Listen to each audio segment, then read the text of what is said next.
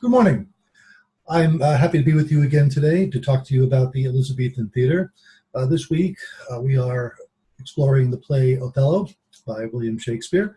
I have on the screen, as you can see, the PowerPoint presentation. You will be able to get all of this information on the YouTube lecture that's posted, but also I'll go through this as well in real time, and in case anybody shows up, I'll be able to maybe interact with and meet some of you. I want to call your attention to this particular image here. We notice that the globe is the center of this image. Individuals are looking at maps. They are engaged in conversation. We see books in people's hands. They are pointing to different locations. We see also what appears to be representatives of excuse me, different countries and races and ethnicities. This person could possibly be from the Middle East. And so what's represented here is, or at least somewhat represented, is a cross-section of the world. And the world is an object of exploration for these folks. They are very interested now in expanding their intellectual and cultural horizons, and also exploring what the possibilities are for their fortunes in this life. We see, again, the maps are indicative of the fact that they're discovering whole new worlds, worlds, of course, which were already occupied by indigenous peoples.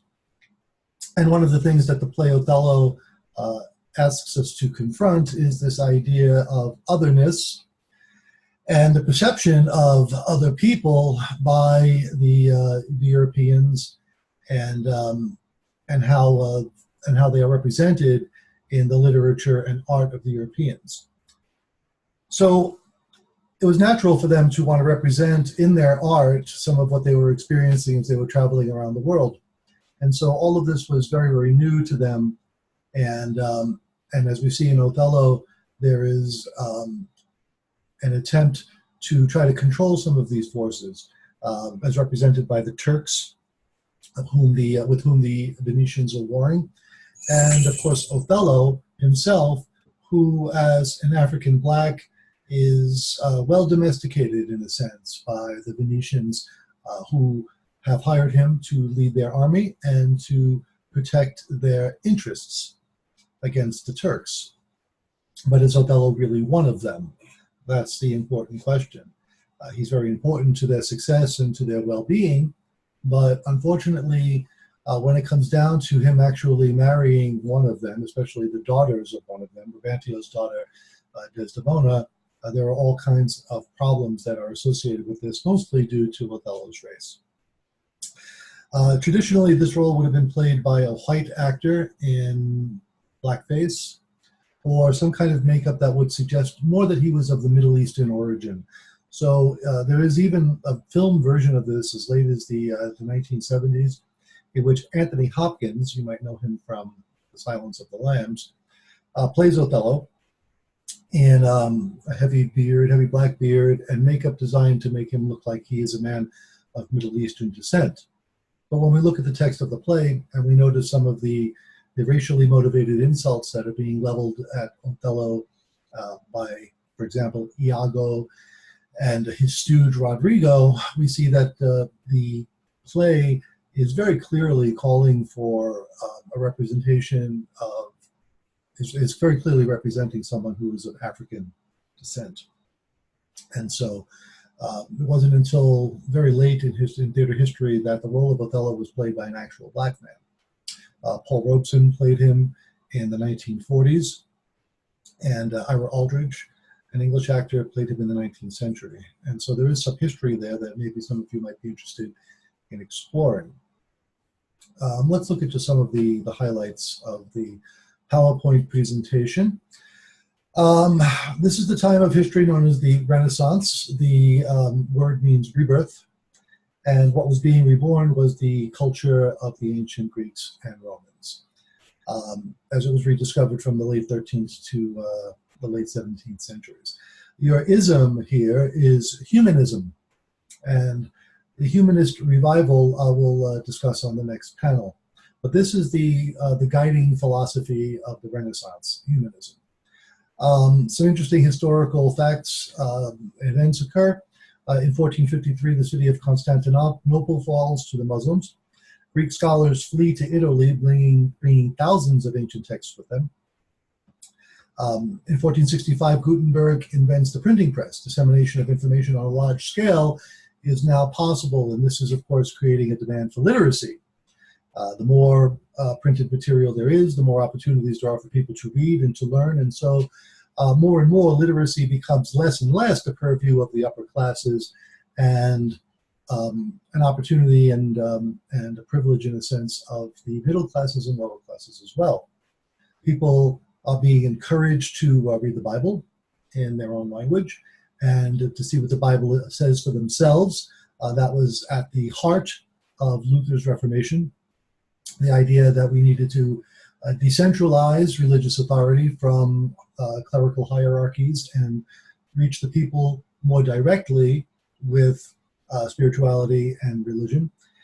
And all of this, again, created a new demand for literacy and for people who knew how to read and write, and for ordinary people as well to learn how to read and write. 1492, Columbus discovers America. In 1558, Queen Elizabeth I is crowned the Queen of England, and this period of history in England, anyway, is known as the Elizabethan period, to signify the historical time of her reign. And this, of course, was the time in which Shakespeare flourished and in which the professional theater emerged in England.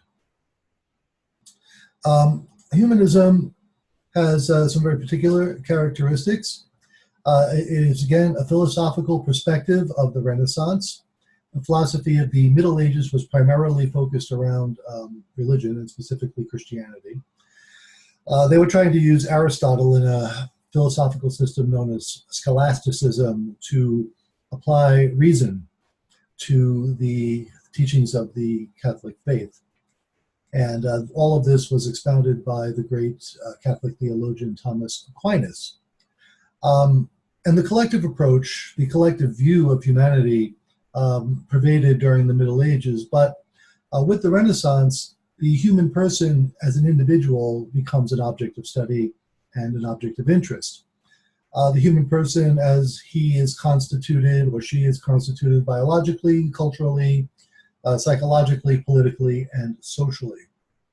The ancient Greeks and Romans were regarded as titanic supermen who had accomplished cultural works of genius that had faded by the time the Roman Empire fell. And so with the resurgence of all of this new knowledge that is coming from the Middle East as a result of the Crusades, the philosophers and scholars of the Renaissance in Europe are trying to reproduce the culture and greatness of the classical world. Scientific method in place, and empiricism replaced superstition, tradition, and mysticism. The scientific method was very important because the idea of experimentation and falsification and the process of being able to repeat an experiment, all of this emerges as a way for people to have a more firm understanding of the world as they see it and are capable of measuring it. This is also the time of great inventions like the microscope and the telescope, which are expanding people's ability to see far out into the universe and also to drill down into the very, very small nature of reality. Cellular, of course, at first, and now we can see at the molecular and atomic level. The Europeans came into contact with people of different races and cultures, and they began to reconsider what it meant to be human. They had no understanding or realization that there were these other people out there, especially on what came to be known as the New World. The native people that they encountered here were very new and very unique to them. And so the idea of what is a human being had to be examined and explored. And the native people become recognized as fully in their humanity. And so there's a tremendous push for evangelization and missionary endeavors to these places to try to convert these people to Christianity, because it was believed that the only way to heaven was through the Christian church and through belief in Christ. And so it was urgent among Protestant and Catholic missionaries to get to these people to save their souls. Not all of the European explorers were so altruistic in their intent. Much of the exploration was motivated by a desire for land. They were in competition with their rivals from other countries. And of course, they were looking for resources to exploit. And if religion helped them to exploit the resources of a land and also the people, well, so much the better from their point of view. And so, in addition, traditional hierarchies such as the Catholic Church were challenged and in some cases overthrown, as was the case in England. The Civil War resulted in the execution of King Charles I and a 20-some-odd year rule of the Puritans in England.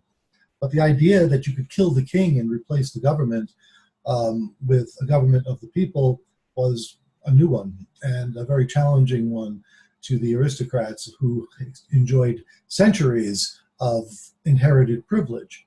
But the idea that you can move from one social status to another is practically unknown until this period. If you were born a peasant, you would die a peasant. And if you were born aristocratic, you would be met with the privileges of all of those, all the privileges that have been enjoyed by aristocracy for centuries. And your life was good. But again, the humanist revival makes it possible for the individual person to move from their previous social statuses. They can become better than what they were. And we see this in Othello. He was enslaved. He had a very adventure-filled life, as he describes in Desdemona. He was captured, he was in prison, and by means of his own genius and courage and integrity, he is able to rise up to the point where he becomes invaluable to the Venetians. He becomes the general of their armies and navies and is their principal protector. This also makes him an object of jealousy to characters like Iago and Rodrigo, who, for various reasons, mostly racism, feel that he does not have the right to marry Desdemona, nor does he have the right to enjoy such power and prestige in the community as he does. And it's one of the reasons why they turn against him. But Iago's motives are a lot more complicated than simple jealousy, I believe. And I think that Iago is quite complicated, quite a complex character on one level, but on another level also very simple. If we think of him as the demon that he is, what does evil really want other than to create more evil and as much misery as it possibly can? So I believe that Iago's motives, while seeming to be driven by the idea of having been overlooked for the promotion by Othello in favor of Cassio, nevertheless, as we notice the progression of images in the play, they move increasingly away from the human. Hold that thought for a second.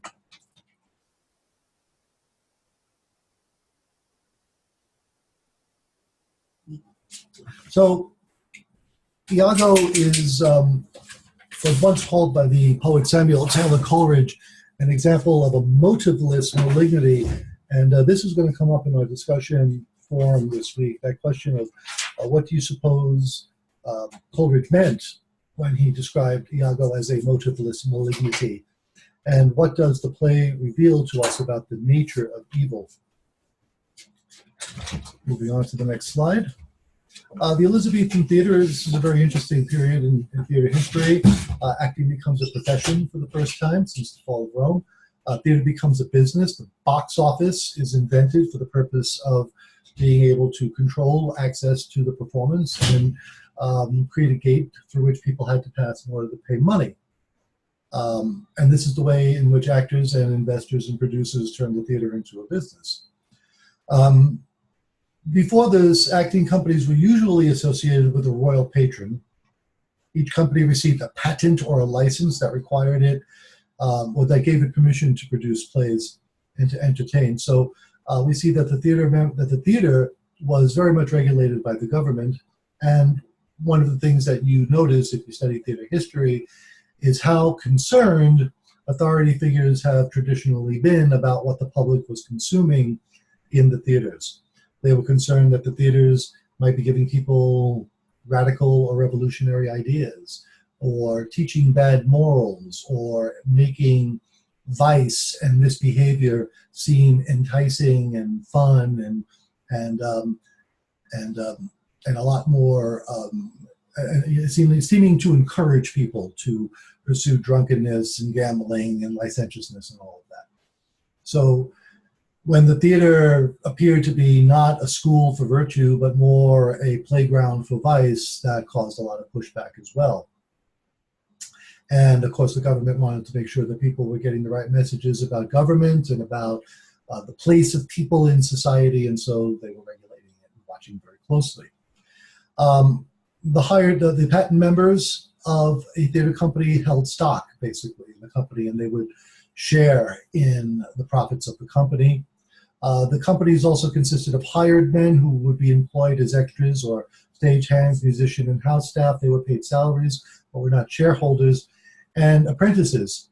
Apprenticeship was a common feature of this world of Renaissance Europe and for centuries thereafter, in which families would, in a sense, donate a child to a craftsman of some kind, and the child would learn the trade under as an apprentice, under the tutelage of the master, and eventually become a master in his own right. Acting in the theater were no different. Children, boys, could be apprenticed to theater companies, and the boys would play the female roles, at least the roles of the young girls, before their beards would come in, before puberty fully arrived.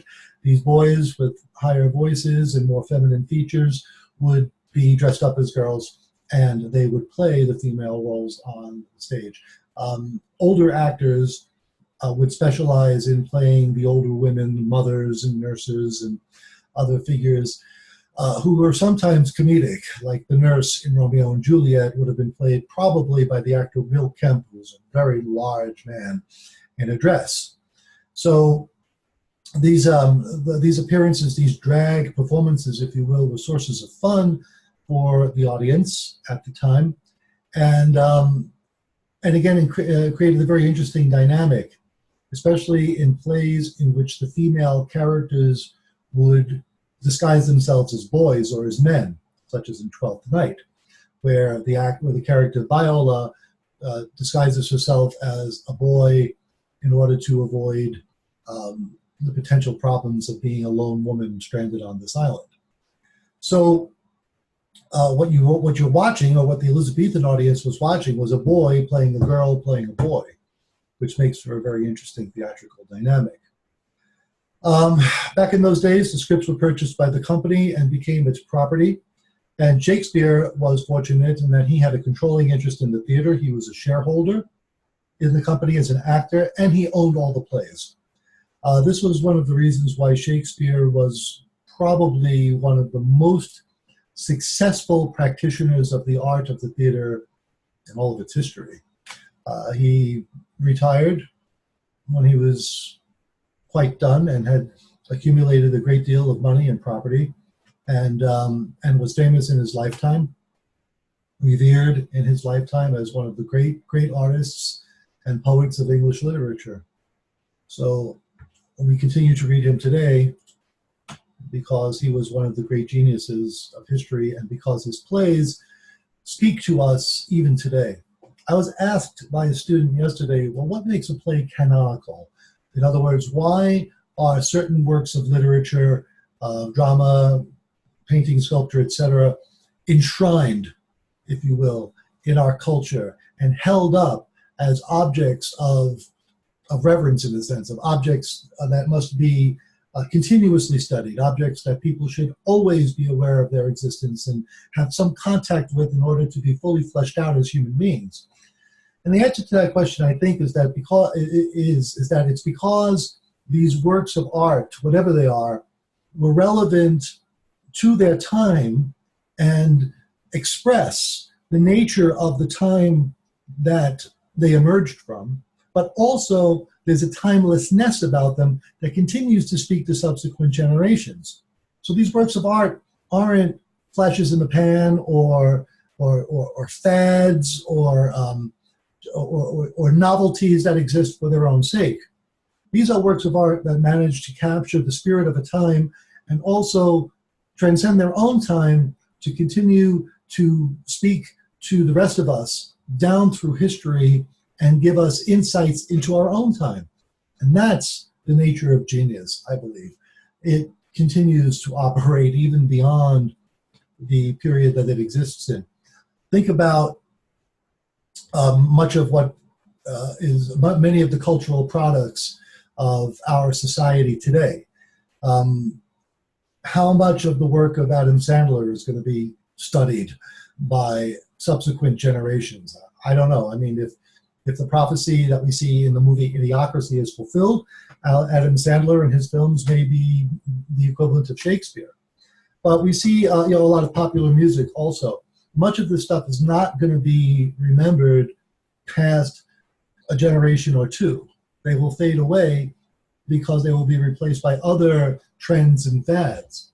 But long after hip-hop and disco and maybe even rock and roll have been relegated to the ash bin of history, or at least are regarded as being very old-fashioned, we'll still be reading Shakespeare. We'll still be reading the ancient Greeks. So something to keep in mind. Let's see, the next slide. This is a good shot of the Globe Theatre. If you look at this on the PowerPoint presentation and blow it up, you'll get a lot more detail. This gives us the essential layout of the theater. Here we see the thrust stage. This is very much like the stage that we have in the Gertrude Krampert Performing Arts Complex, what's known as the McMurray Main Stage. The thrust stage brings the actors, you can see the actor here, very close to the audience. We see also audience members standing in the pit. This is called the pit, and these people were called the groundlings, and they paid a penny for the privilege of being able to stand there. The gallery seats are around the theater. The Globe is a full circle, so these galleries extend all the way around, and there are 3 levels of gallery, and everybody's got a very good view of the stage. What's back here is called the tiring house. The tiring house was where the actors would change costume or wait until their cues required them to enter the stage. There was a balcony, so that balcony scene, such as the one we see in Othello, when Brabantio comes out and is being summoned by Iago and Rodrigo at the very top of the play, that is where it would be staged, and Rodrigo and the actors playing Rodrigo and Iago would be down here. One of the wonderful things about Shakespeare is that his plays do not require sets. You can do Shakespeare with no scenery because that's how Shakespeare did it. There was no need for sets in those days because people did not go to the theater for a visual experience. They went to the theater to hear the play. They went to the theater in order to have an experience of poetry and character and passion and emotion and the sounds of the poetry, the pleasures that come from language. And also the actors delivering the language as well. Excuse me 1 second. Shut up. Go to your spot. Go to your spot. Come on, go to your spot. Go to your spot. Under the desk. Good girl. Okay. You get under there. Anyway, the joys of working at home. So the actors would often wear their street clothes on stage, or if they were trying to suggest a historical period or social class, there would be donated wardrobe from upper class members of society that were getting rid of clothes, and they would usually donate them to the theaters, and they would become part of the actors' wardrobes. But mostly costumes were unspectacular, scenery was not spectacular. The actors would appear on stage, And they would simply say, here we are in front of the house of Brabantio. The audience would say, okay, here we are in front of the house of Brabantio. And the play would go on from there. Also, some of the features of the Globe Theatre, this was called a paradise. They could lower objects or even characters from a crane, much as they were able to do in the Greek theater. It's the tiring house is very similar in its practical purpose as the scene house of the ancient Greek theater, or the skene. And there were trapdoors also on this stage that would allow characters to emerge from the depths of hell, or to represent the cemetery, as in the play Hamlet. We see the grave diggers digging the grave of Ophelia and having a conversation, and they would also be, that also would have been staged here. The groundlings, the presence of the groundlings here, again, makes for a very intimate theater. Excuse me, I have to let a dog in. I'll be right back.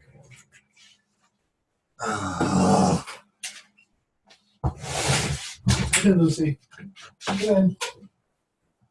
Go to your spot. Go to your spot. All right.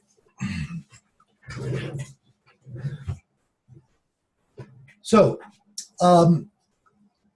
many times the actors would talk directly to the audience in monologues. You'll see this in Othello.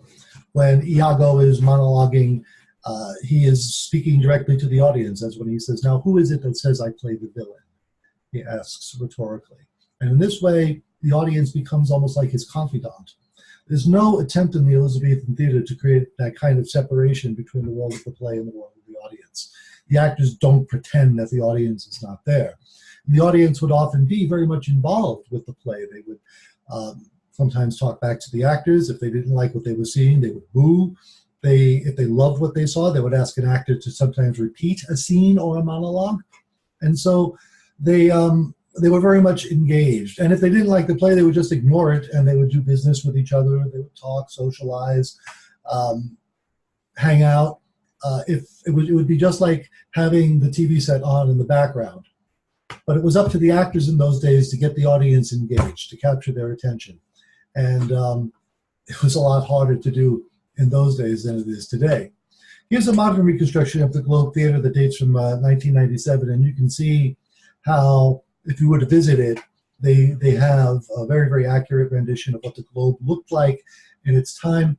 The Globe Theatre burned down for the first time in the 1620s, if I'm not mistaken. It burned down during a production of Henry VIII, when a cannon was used to announce the arrival of the king.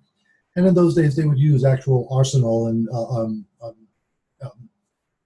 weapons and things like that with blanks. Of course, they wouldn't shoot each other, but the cannon had gunpowder in it, and the wad inside the cannon, the cotton wad, exploded out of the cannon when the thing was shot and landed on the thatched roof of the Globe and caused a fire. And according to the theater histories, everybody got out okay, except there were no injuries except for one person, one man whose trousers caught fire, and he was able to put it out with beer. And so we have the overlap of beer and theater history in that moment. Some Elizabethan performance conventions. I go through this in the YouTube lecture, and you can see them all here.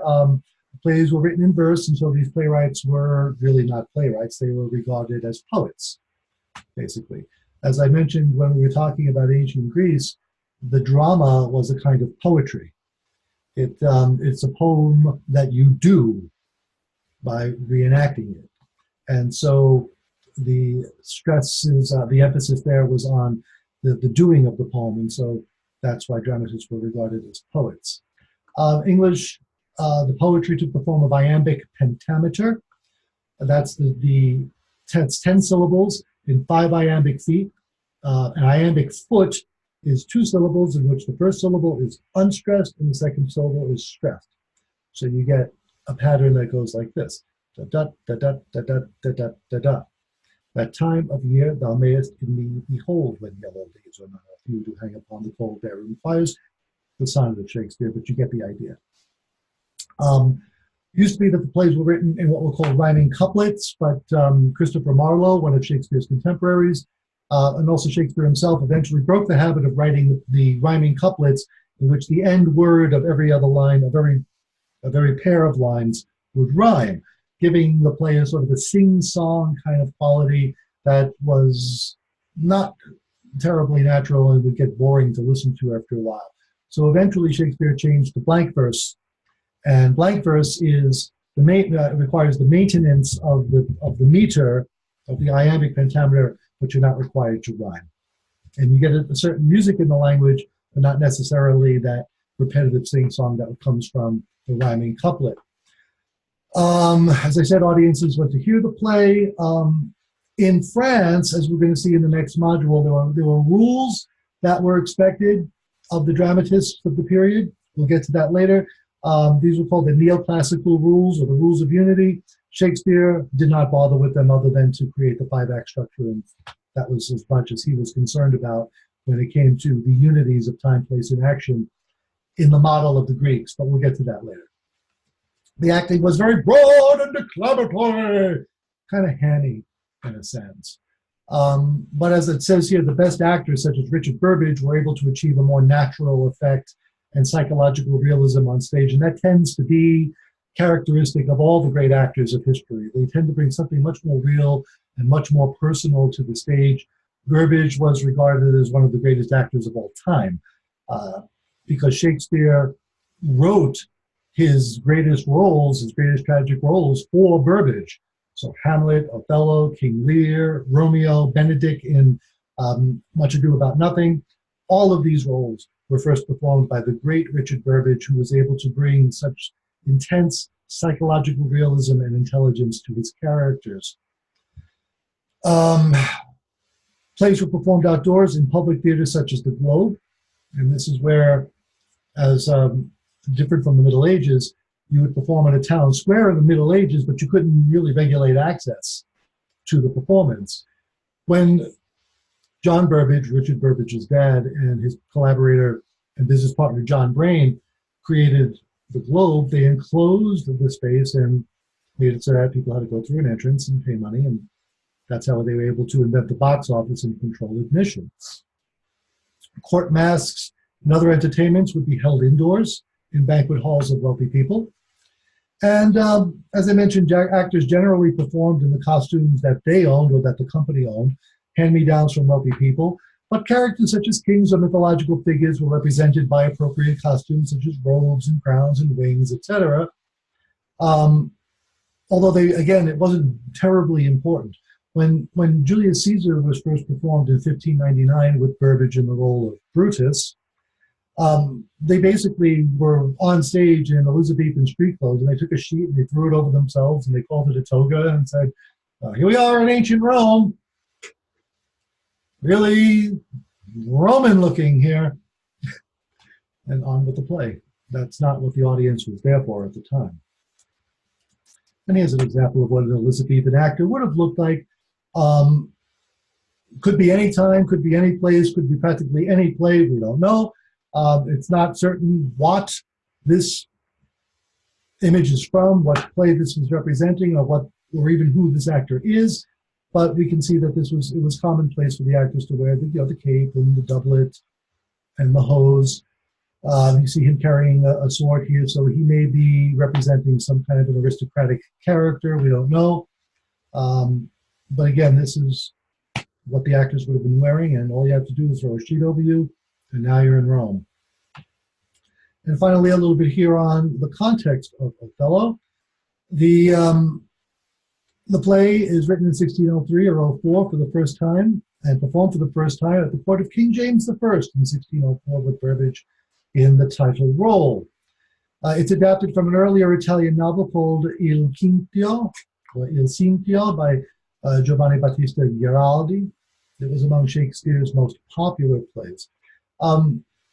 Interesting to note that most of Shakespeare's plots were pirated from some other sources, either historical, actual history, or other early novels or previous plays or myths or legends or things like that. Only The Tempest is unique in being an original plot creation of Shakespeare's. One of the things to be aware of as you're reading Othello is that this is very much, or very similar to Everyman, to the extent that it's allegorical. It's a battle for the soul of Othello, and if you want to take Desdemona as representing good, and Iago as representing evil, like the demonic image that you sometimes see in cartoons on the left shoulder of the character and the angelic figure on the right shoulder of the character. This is all reaches back to the Middle Ages, and it was part of what was known as Secomachia literature. And Othello could be understood in those terms as well. Important motifs in the play include civilization versus barbarism, Christians versus Muslims, whites versus blacks, perception and deception, and animals. And as you read the play, I want you to consider what it has to say about race, racism, and racial stereotypes. So there is a question that will come up at our midterm that will allow you to explore that if you wish, the idea of otherness. Well, this concludes the lecture for this morning. I hope that you find it useful or found it useful. As always, if you have any questions with the course material or wish to respond to anything that was said here this morning, or have any questions about it, please email me. I hope to see more of you in real time at these lectures so that we can have some more give and take. And if nothing else, I will be back again next week at this time or at a time to be announced. And we'll go through it again for neoclassical France. If there are more convenient times for you, and I only heard from one person about these live video lectures, please let me know. I'd be willing to do an evening session after one of my rehearsals. If anyone would like to join me, just let me know. Also, my production of Rashomon will be opening at the Gertrude Krempert Theatre on February 21st. Please get your tickets and use that as the opportunity to fulfill the requirement of the assignment to go to the theater and watch and review a play. Thank you very much.